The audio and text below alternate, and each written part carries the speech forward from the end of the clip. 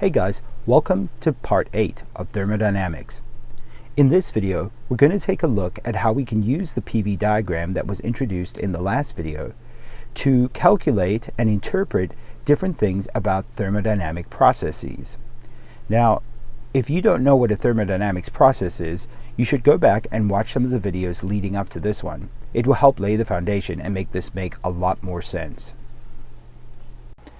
Now, before we get into it, I want to ask one more question. Why the heck do we care whether you can read a PV diagram or not? Well, besides laying the foundation for some really cool philosophical things about our universe and energy, PV diagrams actually also lay the foundation for studying efficiency in energy systems. So on a very basic level, this affects all of us. How much bang for our buck do we get when we're trying to run any sort of system where energy is consumed? This is a very vital and important thing, not only to science majors, but to business people alike, and all of us as human beings on this planet. So before we get too philosophical, let's get into it.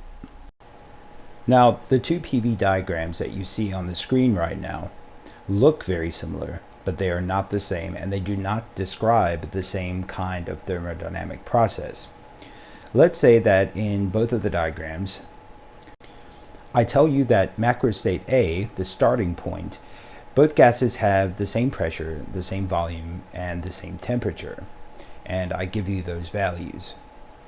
And then I ask you to determine which of the two is an isothermal process. So pause the video for a second and see if you can figure out what you would need to do, not necessarily have to calculate it right now, but what would you have to do in order to determine which is an isothermal process and which one is not. Hopefully you were able to say, well, if I could figure out what the temperature was at macro state B in both situations, I could compare that to macro state A, and whichever one has the same temperature as at B as it had at A, that one must be isothermal. And you would be 100% correct. That is what we would do. Now, how to go about doing that, we'd actually use the ideal gas law. So every time that I use the ideal gas law to do this, I will have to find between the two macro states what the two macro states have in common. Now, in this situation, we're unsure whether they have temperature in common, but we're going to assume that they do not in order to be able to find out if they do. So I would list out the ideal gas law for state A by writing PA times VA equals NKB times TA. Now, for the other macro state, I would need to write PB VB equals NKB times T sub B. So one macro state has an ideal gas statement for it, and the other one has its own separate ideal gas statement. Now, between the two systems, I told you that they have the same amount of gas in both, and this constant, the Boltzmann constant, is the same in both. Now, if the temperature were the same in both, we could leave it on this side of the equation. But what we're going to do is we're going to solve each ideal gas law for the part of that gas law that is the same as the other. So in other words, I would divide by temperature for both of these equations, leaving me with PA times VA over TA equals NKB, and similarly PB times VB over TB, which would leave me with the same thing, N times KB.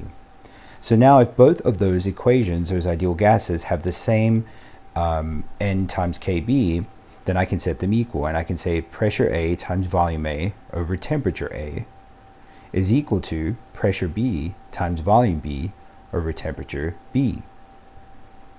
Now, I told you what the start temperature was, and so we could then plug in pressure times volume because we have those from the graph, and we can plug in the temperature, which was given, and then we can read the pressure at state B and the volume at state B from the graph, and we can calculate what the temperature is at B.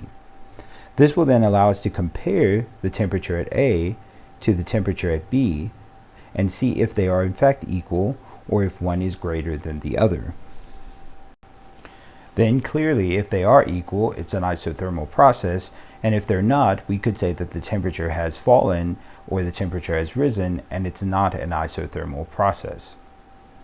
Now the next step would be being able to find the internal energy.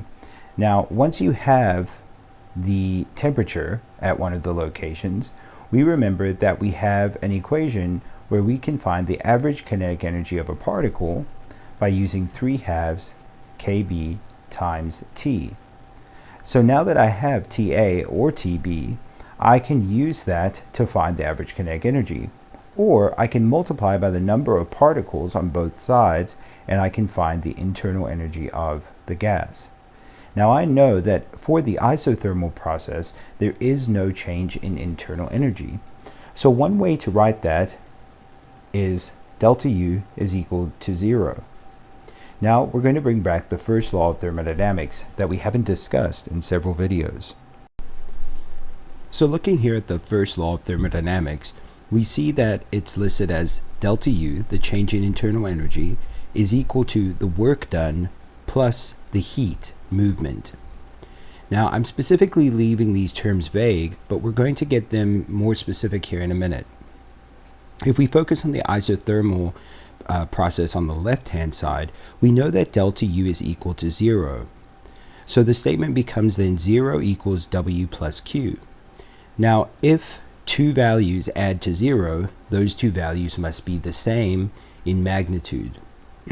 So work plus heat has to equal 0, except that one of those values then has to be a negative value. Now it's very important to remember that in heat and work and energy, none of those values are vectors. So the positive and negative signs imply the movement either into or out of the system, either done by the system or on the system, depending on your perspective. So we know that if an isothermal reaction says 0 equals W plus Q, then that means either W or Q has to be a negative value.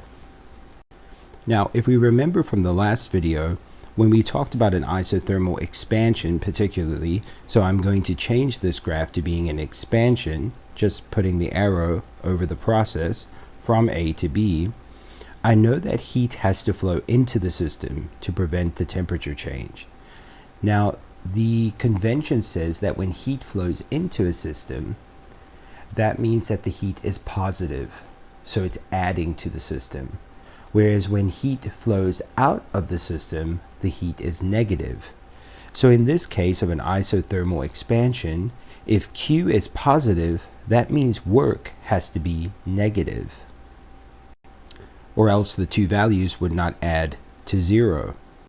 Now this is where the confusion sometimes comes in for students, is why is it that the work is negative if there's an expansion happening?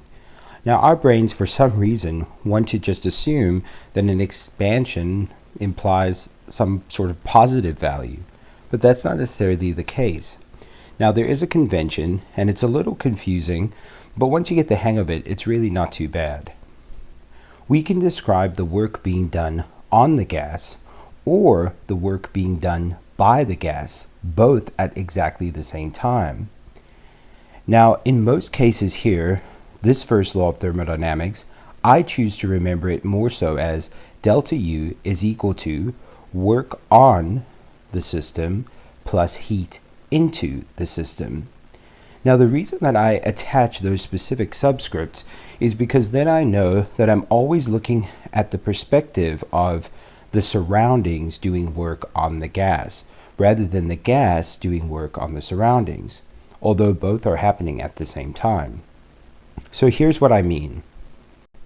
As the gas expands and gets a larger volume in the container, I would say that the work done by the gas is positive, but the work done on the gas is negative. If I were to say this was an isothermal compression, what I would say is the work done by the gas is negative, and the work done on the gas, in this case, would be positive.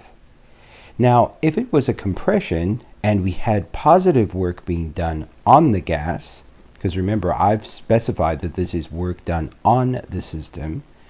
So if there was a compression and positive work was done on the system, then that would mean that the heat would have to be negative Q in order for the two values to add up to 0. And that is exactly what we've seen happen in the last video. When you compress the gas, you'd expect the temperature to rise as the pressure increases. But because we allow heat out of the system, we prevent that temperature increase from happening. So very similarly here, a negative Q value represents heat moving out of the system.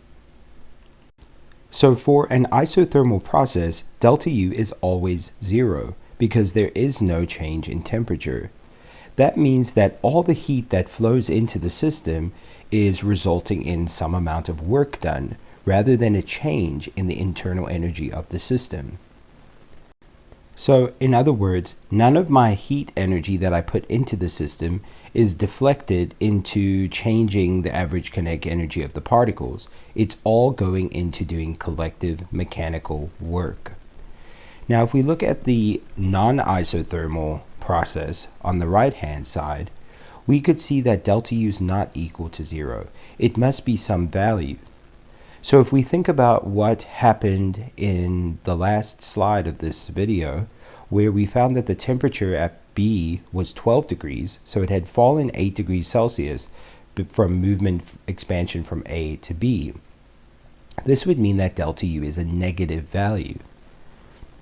And thus work and heat could have various combinations of signs. Now, if the gas expanded, or the piston moved out and the chamber got larger, we would say that there was positive work being done by the gas because it's an expansion, and negative work done on the gas. So if I have a negative change in internal energy, or otherwise known as a drop in internal energy, and I have negative work being done on the gas, Q could be a series of different values. Now we will find out in subsequent video when we look at other different kinds of thermodynamic processes that Q could actually be 0, that you could have an isolated system where you have an expansion, but it's insulated so well or isolated so well that it does not allow heat to flow into the system. Thus the temperature drops and we have a negative delta U being equal to a negative amount of work. So hopefully you can see that the first law of thermodynamics is pretty powerful because it can describe any thermodynamic process, not only an isothermal process. In fact, in the next few videos, we're going to take a look at a few more thermodynamic processes and see how they specify the first law of thermodynamics as to whether the work done on the system or the heat moving into or out of the system is positive or negative. We'll also take a look to see if the change in internal energy has a factor in the amount of work done or the heat flow. What I recommend as you slowly build your understanding of various different processes is you make a chart with delta U, W, and Q, each in their own column, and each thermodynamic process in its own row. And you start to write out whether each of those terms is positive or negative for a various process, whether for an expansion or a compression. So I'll leave you here with this challenge. Can you figure out what kind of thermodynamic process would cause the work term of the first law of thermodynamics to be 0? Try to figure that out, and we'll delve into that in the next video. See you soon.